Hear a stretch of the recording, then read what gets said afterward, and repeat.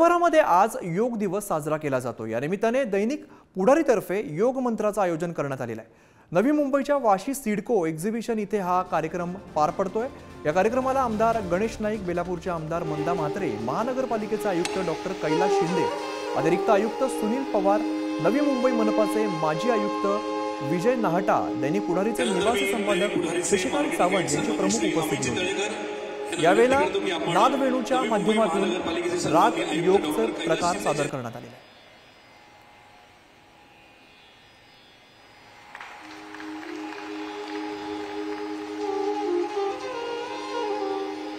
जागतिक योग दिवस आहे।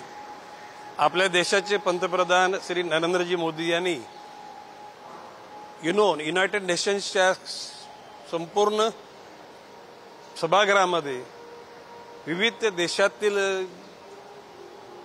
नेतृत्वाला योगाचं महत्त्व समजून सांगितलं आणि आजचा दिवस योग दिवस म्हणून जगामध्ये साजरा व्हावा अशी इच्छा व्यक्त केली।